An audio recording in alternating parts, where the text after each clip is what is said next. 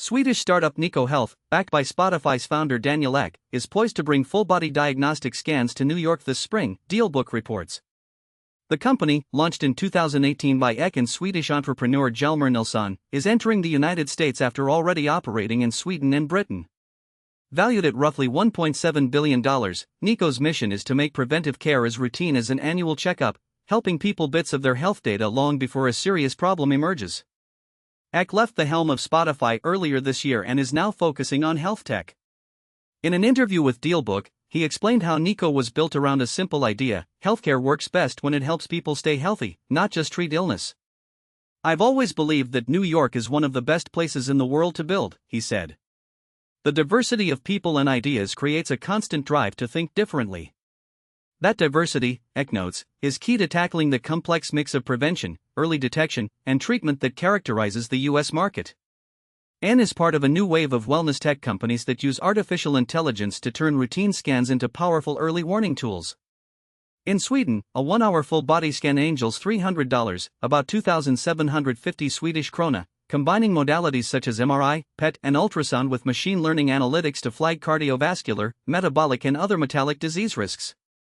Clinicians then provide actionable advice, sometimes sparking a change in behavior or a doctor's visit. Other U.S. startups, like Prenuvo and Ezra, have made their mark by adding AI to legacy diagnostics, and even celebrities have pointed out the potential life-saving impact of such technology. Price comparisons are telling. In Stockholm, a full-body scan costs roughly $300. Prenuvo's most comprehensive packages can go up to $3,999. No price for the U.S. service has been disclosed yet, but regardless of the dollar figure, the company's vision is clear: standardize non-invasive scans and push them into the mainstream.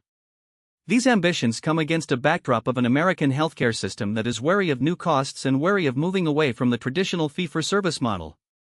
Consumers have an appetite for biometric tracking, from wearables to personal health tech, but there is also a clarity that affordability crisis narratives dominate, a lesson for Europeans who are used to state-run services.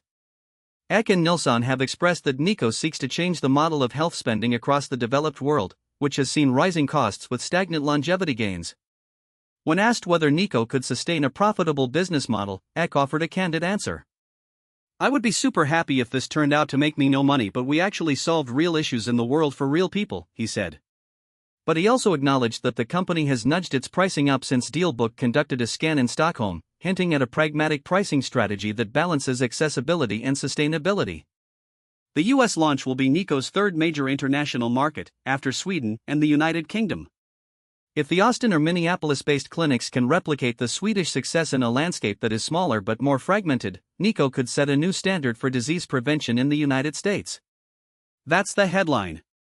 As always, the journey from startup to mainstream is rarely linear, but with Daniel Ek's reputation and a $1.7 billion valuation, this health tech venture is certainly one to watch. Thanks for listening, and we'll keep you updated on how this new wave of preventive diagnostics shapes the future of medical care.